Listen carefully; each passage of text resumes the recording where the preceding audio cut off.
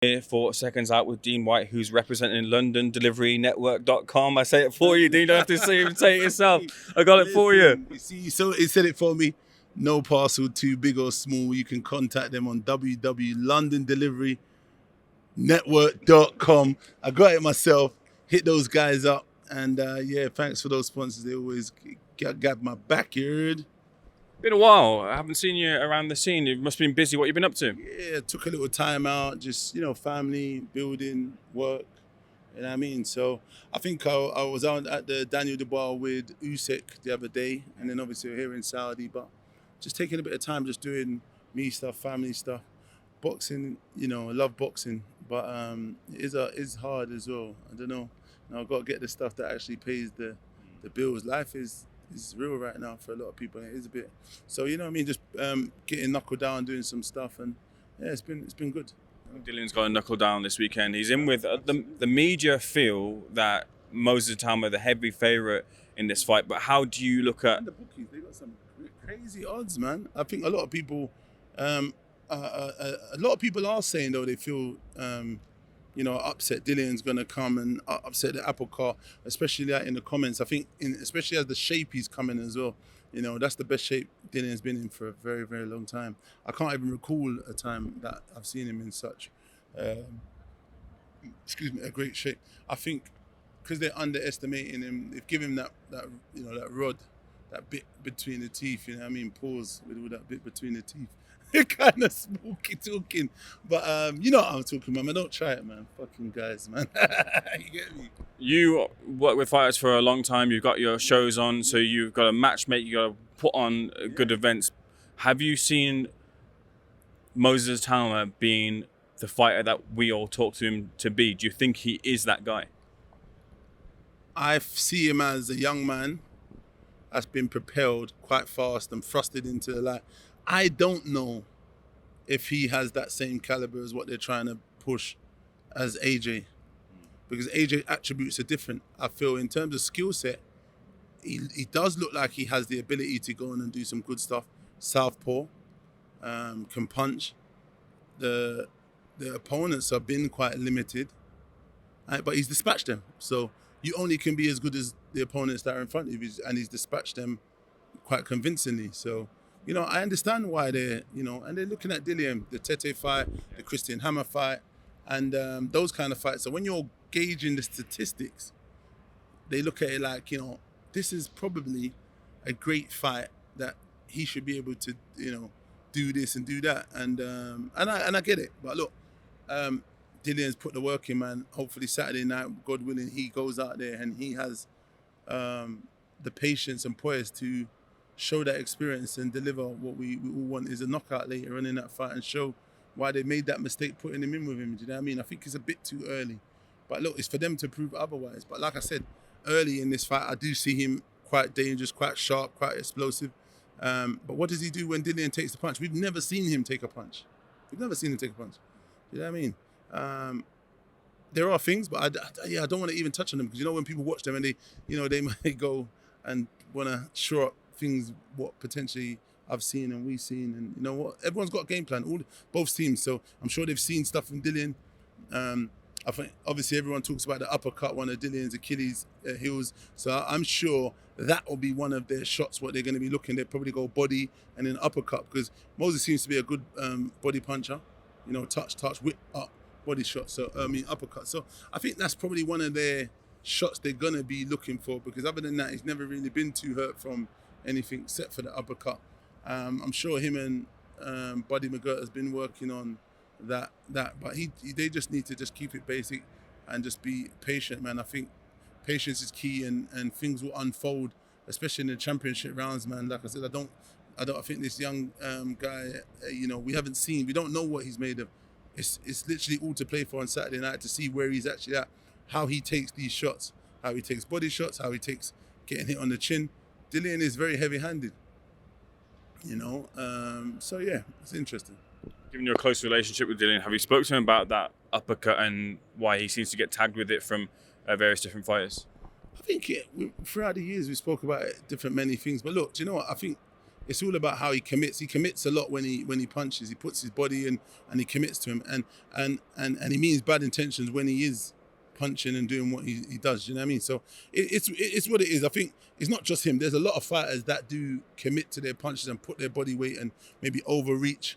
But it's a thing he doesn't want to do Saturday night. He doesn't want to be in there overreaching for any shot to be open to be getting caught with an uppercut.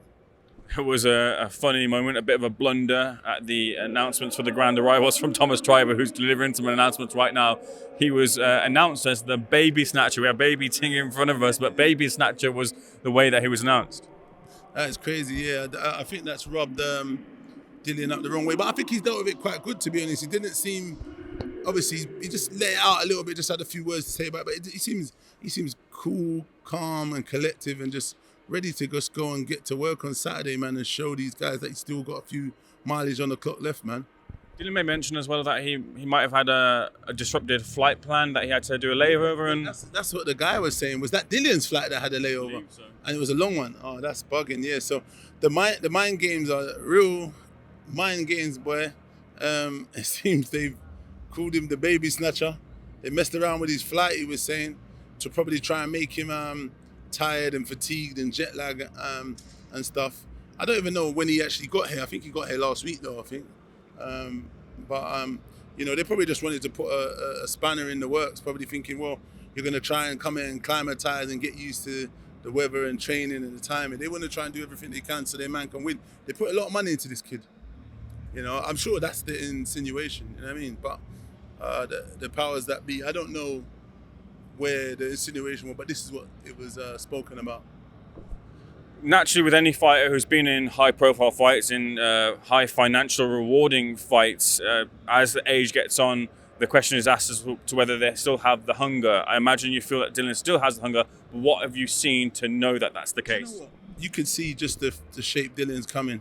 He's taking this very seriously. This is the best form I've seen him in ever, possibly. You know, I know he's been in some great shapes in maybe 10 years ago or so, but this is the best shape I've seen him in for a very long time. I mean, he looks like a man that's, you know, just like look in his eye that he wants to show the world I've got a lot to give and deliver. Do you know what I mean?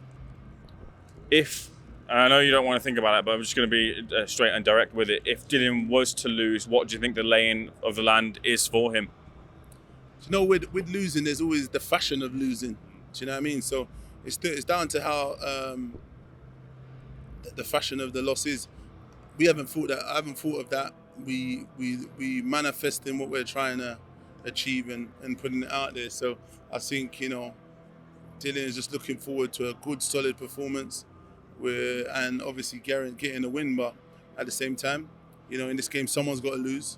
I'm sure those guys are, you know, manifesting the same, the win. They're not looking at anything else. But I did hear that Moses said in an interview, if he did lose, he would lose nothing anyway. He would still continue to grow because I don't know. I can't remember what he said. I think that's right. Yeah, is that what he said? No, but do you think that's right? He's young enough to bounce back from this 100%. But I mean, you know, I just believe it's too soon, that fight for him, man. And like he's got it all to do. He's got it all to prove. I think the pressure is more on him, because he's the star, but his face is always put on the poster. All the analysts are pushing the narrative of him, and you know him walking through Dillian and so on. He's got to do it Saturday night, and then obviously we all become a believer, I guess, innit? How many contenders does that left hook still knock out? Say that again. How many contenders does that left hook knock out? I think Dillian has more than that left hook. I think he shouldn't probably even throw that left hook. They're probably going to be looking for that. I'd probably just, you know, try and just move tidy and just use your jab and just keep touching whatever's available, and just whenever it needs to come out, but just play it smart. It's one of them, innit? Like I think everyone talks about Dillian's left hook. He's a good punch up with the right to the body, to the left with the body. He throws a mean overhand, you know what I mean? So, I mean, look, it's boxing, man. It's a styles makes fight. Southpaw, fast, lets his hands go as well. It's like I said, it's going to be explosive, man. It could literally, you know, maybe we're saying a good game plan is to box and, you know, chip the rounds away, but it might not. It might implode and explode straight away, and it goes into a shootout. You and Dillian ever done a bit of sparring yourself? Of course, yes. Hell yeah. What do you mean? But listen, we sparred all the time early days. I'm a bit old now, so I don't really put myself through so much of that punishment. But yeah, hell yeah. Listen, that's what I'm telling you, how heavy-handed he is. You know what I mean? So What was that left hook like? yeah, it was tasty, man. Shit. Pause on that again. That sounds spooky again. Nothing ain't tasty, but yeah, it hurt anyway. It was strong. You get me? What about the body work? Nah. He is what he is, body snatcher. Do you know what I mean? Nah, Dillian, like I said, Dillian's always been, you know, strong, tough, and can take a punch. I've dished out some heavy metal, and he always used to say, shit, man, my bro used to punch me so hard, man, when we used to spar. But I used to try, because I know no one in the ring is going to be nice to him. Everyone's going to be trying to take his head off. So I used to just try and give him, you know, that thunder, what I had, whatever rounds it lasted for, and we just do what we did, man. But we had some good times in the Klitschko camp, you know, when Fury fought Klitschko in Hamburg. Yeah, we was in the Klitschko camp that time with Jonathan Bank, and we done our whole camp with them. They used to love me and Dillian sparring, boy. I used to go on it. I used to get active, man. So yeah, those who've seen the sparring know what we kind of used to get up to. But you know, like that, you know, I get it. They say he's getting on 37 years of age, father time the clock, but you know, he's rewound the clock, as you can see, in terms of his body structure and getting in shape. Hopefully, he can rewind the clock and find the form. You know, that pre-form when he fought, and he was on that great run with Oscar Rivas, Lucas Brown, Josie Parker, and those mentioned names there. A lot of the leyland has shifted when it comes to boxing since I last spoke to yourself, and one of the things that's in play right now seems to be Anthony Joshua taking on either Tony Yoka over in Africa, I believe, or this apparent Jake Paul fight, which is, look, I get it from a commercial perspective, probably the highest earner, if not one of the highest earners in his career, but also when AJ says at the top of the year that he wanted either a world title shot or the fight with Tyson Fury, a little bit confusing from that perspective. How do you feel about the potential of AJ and Jake Paul matching up? Do you know, I've not, in all the interviews I've heard today, I've never even heard that there was a potential for the Yoko fight. Where did you hear that? Yeah, that's the word right now, that Yoka is in negotiations with AJ's team. Okay, interesting. Yoko just signed a promotional deal extension with Queensbury again, right? I believe he is with Queensbury. Yeah. And then I heard he's no longer with Don Charles training, is that correct? As far as I'm aware, he's still with Don Charles, but if you heard something different, then that might be the case. Yeah, I don't know. You know, listen, it's just hearsay. I personally wouldn't want to see that Yoko fight. It's not on the top of our agenda. It's not, you know what I mean? I mean, if they can do it and they've got the funds to do it, I'd say commercially, like you're saying, it's a bigger fight, the Jake Paul fight, especially money-wise for Joshua. What revenue does the Yoko fight bring? Yeah, I don't know the figures, but it's obviously going to be dwarfed by what Jake Paul brings. So if you're looking at commercial value of the business, I think it's a great fight. That's the direction he's go. He gets a nice, easy win, comes back, another 100 and something million, and then he gets on and now looks at the table if he can go and face Tyson Fury and some other people. But I mean, Tyson Fury is a clever kid, keeps retiring. So every time he retires, for you to get him out of retirement, you got to add another zero on top. Clever dude. So I don't know. How much do you want that rematch with Anthony Joshua for Dillian? I think, you know, we don't want to look past Saturday. We're talking about, you know, I know those guys I'm hearing talking about facing Usyk when they get through Dillian and all that. We definitely don't want to look past Saturday. It's a total big fight. But I mean, you know, whatever's around the corner, whatever biggest fights Dillian can get after, I'm sure him and his team will be look forward to that. But Saturday night is the most important thing, and he's got to go in there and be solid and strong and get this young kid out of there. Very last thing for myself, just rewind to Oleksandr Usyk taking on Daniel Dubois for the second time, and the fallout was about the pre-fight antics, and there was an apparent party that led to Daniel Dubois being defeated, although the team had said that that's what happened in the AJ fight as well too. But those images of Daniel Dubois at a party, what did you think of that when you saw it? Yeah, I was a bit shocked, to be honest. He didn't seem like a fella that parties. Sorry, I don't know. He didn't seem like he's a party fella, but no, they said they did it for the Anthony Joshua fight, and that seemed to work out fine. But look, Usyk is the master, man. He's the master of rematch. He's the master of coming back and working out what strategies he's working and what was his strong points in the first fight. And he always comes back stronger and delivers clinical performances in those second fights against all the guys he's had the rematches with. So, I don't know. I did want Daniel to win, but I always knew it was going to be a tough fight. Do you know what I mean? I can't leave off with your obviously current state of play in terms of your promotional game. What is the when is the next date event planned for yourself? We just literally had one. What date is it today? Oh, we literally had about 2 weeks ago. End of July, last show. And then we've got one end of October, beginning of November possibly. So stay tuned, man. And then we're trying to get Alfie back out fighting for one of the titles, English title, Southern Area English final eliminator. So Black Box Global page, check out or follow me, Dean Whyte, on Instagram. And then we'll put all the updates, on our stories or the posts. Dean, pleasure. Get some food in you. Thanks for your 6 out.